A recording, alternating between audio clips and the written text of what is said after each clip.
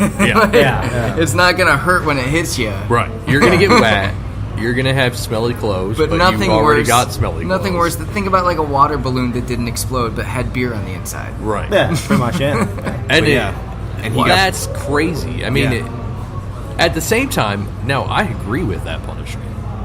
I think you shouldn't do that. Yeah. Yeah, but at the same time, then that means, as Nate, you said, we need to meet in the middle because Kaku knew what he was doing. Of course. He overreacted. He wasn't drunk like the guy throwing the mug into the field. Or hopefully not. Well, you never know. We don't know. We don't Fair enough. We don't know. So it's now. Am I saying that Kaku should be banned from MLS? No, obviously no. But at the same time, I think that guy shouldn't have been banned from matches.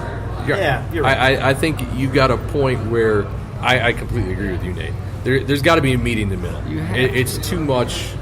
The fan has to be protected more, and more than what they clearly were. Right, and it's not that the player is getting protected less. Right. No.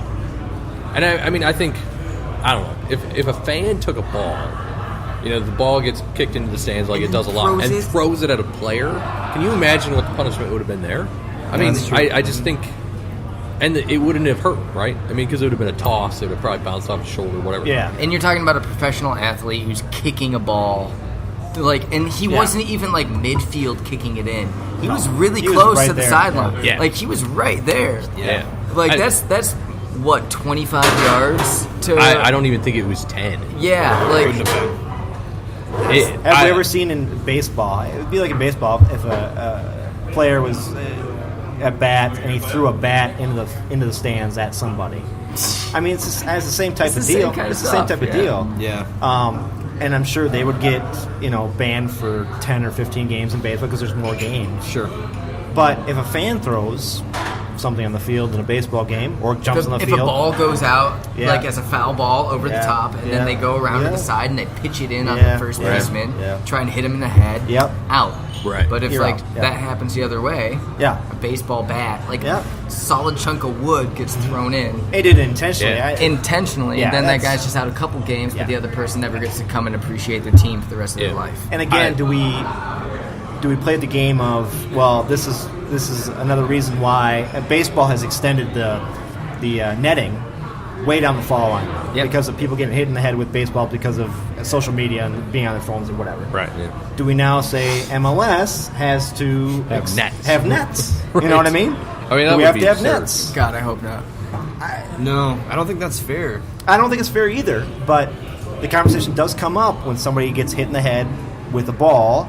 Yeah. At a game, and you go, well, we have to protect the fans, so we need to put nets up around it. And I think I saw someone on social media bring up the point, well, okay, this fan was okay, but now what would have happened if they weren't okay? Yeah. Well, that's what you have to ask, though, is because you have to always, yes, the person was fine, and thank God the person was fine, but you always have to parallel that thought with, well, what if they weren't? Right. Yeah. Because then you have to look at that scenario and say if they had actually gotten hit, then what is our response then? What if he had a kid?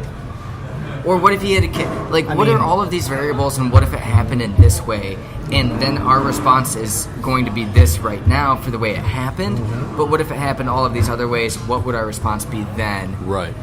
Is then judging based on what it could have been, based on what it was our response adequate? Right. And I don't think it really was. I don't think it was either. In my opinion, I think he should have gotten at least 3 or 4 games instead of 2 extra.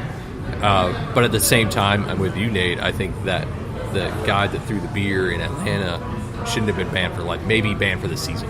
I think it's honestly less of how they dealt with it on the player side of things, and really how things have been dealt with on the fan side of things.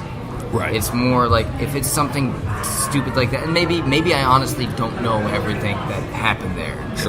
There's always that aspect. Maybe what he said was racially charged and threw a mug down. Do we know what happened to that guy after the match? That's why that guy. Does anyone know what actually happened to him? My understanding is absolutely nothing happened. That seems odd to me.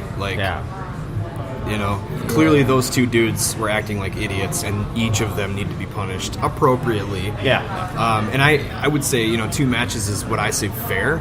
but I would definitely be in favor of punishing players for that. Like, you're a professional, like Nate said, you're a professional athlete at work.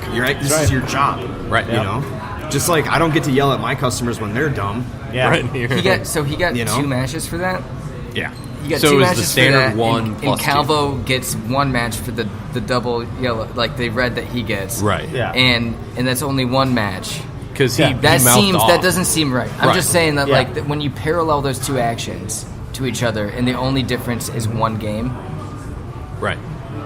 And that's the thing, you know, Calvo literally just mouthed off to the referee. Yeah, but he was doing things on the pitch against people on the pitch. Exactly right. Yeah. And that was on, like, he kept the game on the field. And, like, I don't like what happened there. I don't...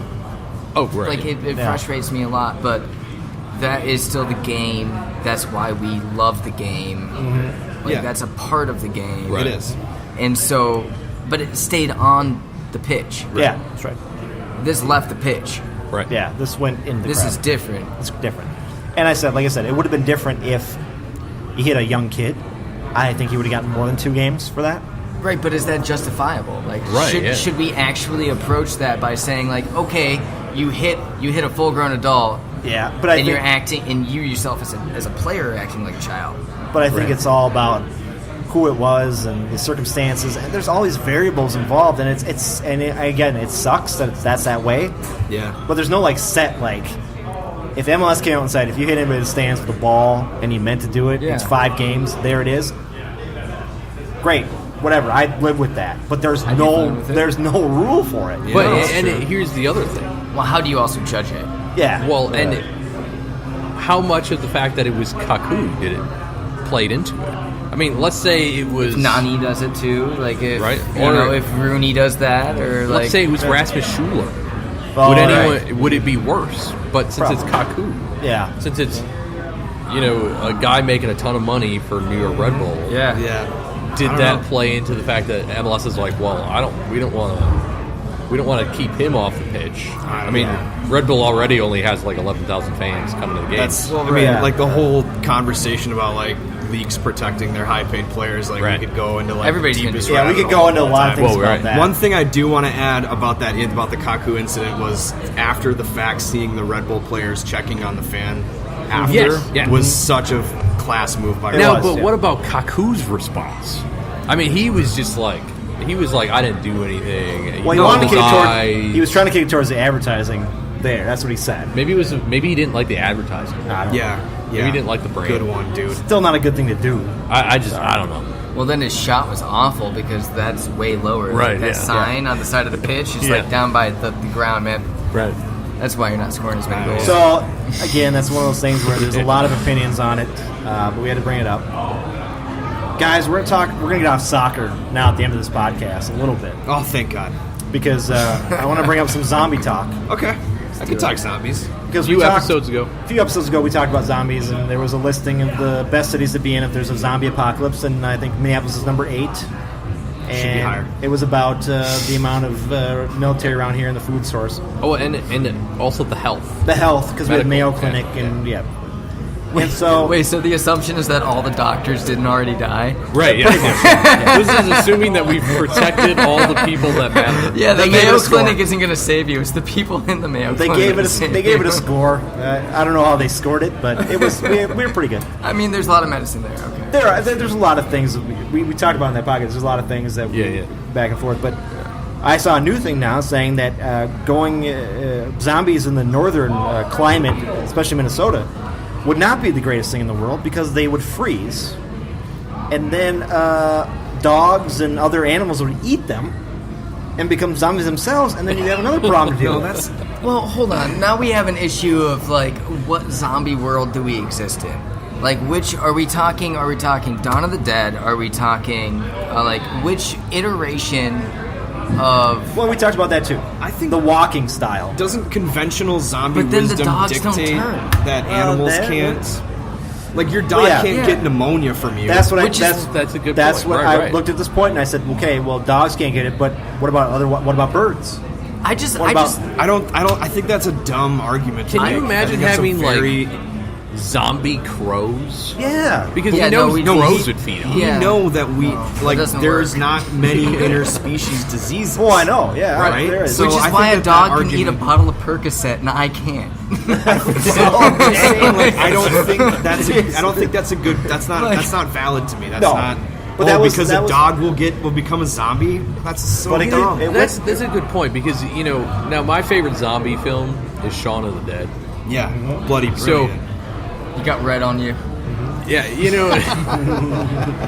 I think, in my opinion, I don't recall. I've seen this movie multiple times. I don't recall animals contracting the disease. No, we know that because it's not we use possible. them to do things for us, because they won't get bit. Yeah, It's not possible. It's not possible to transfer diseases to animals. That is a good point. So they're living in a different zombie universe. The whole Reddit stream that I read, and it was a very long Reddit stream. Oh, I bet it was. Oh, God. And there was a lot of arguments. There was arguments about the whole, it doesn't transfer to animals.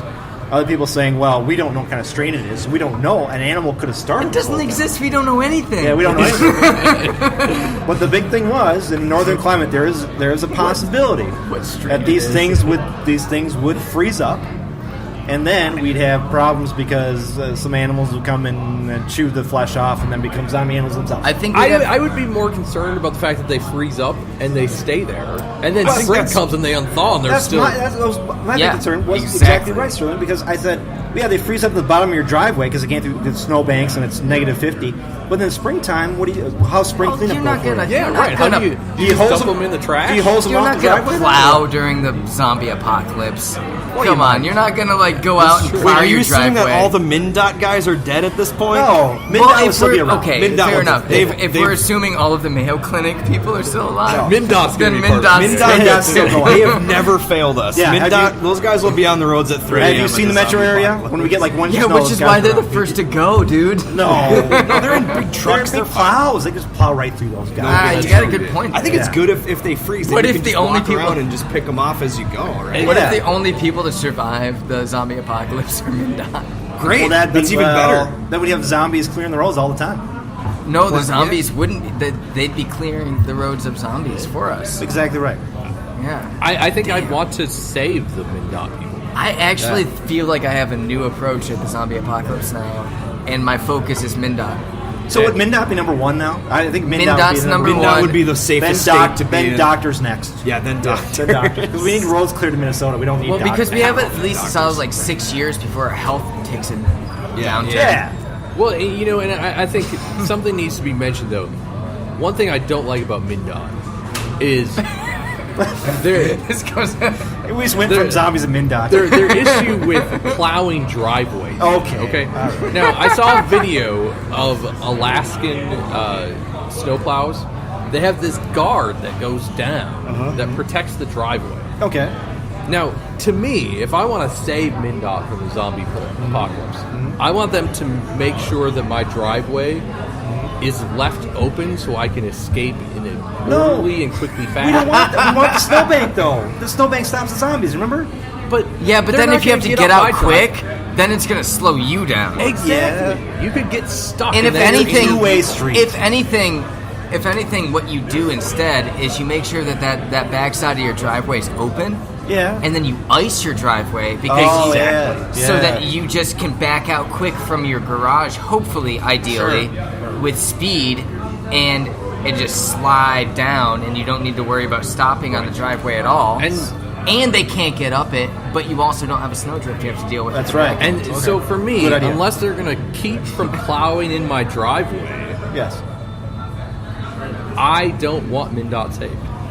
Well, now we're getting to the whole we don't like MnDOT. Let's not I'm not going to participate. discourage MnDOT. Yeah, I don't know. They're I love MnDOT. By I'm the a way, big fan. to keep on my driveway, I'm going to put the marbles down like they do in the cartoons, and they just slip over. Toy cars, like What is toy it? car. Yeah, exactly right. What is your go-to zombie film as far as being that Oh, one? Jiminy Christmas. Like Yeah, Shaun of the Dead I mean, for you me. said Shaun of the Dead. Shaun of the Dead's great. What's the one where they're in the mall? That's Dawn of the Dead. Yeah. Dawn of the Dead. Well, I love that one too. Which one though? Are you talking about the OG? The newer one with. Well, they're both in the mall. One's in Pennsylvania, one's not. Yeah, the one with. I went to the original Pennsylvania mall though. It's Nice. really close to my cousin. Did you look around and be like, "This is where I beat the zombies They game"? actually have like a really sad, skinny like store that is like in honor of the fact that Zombie one? that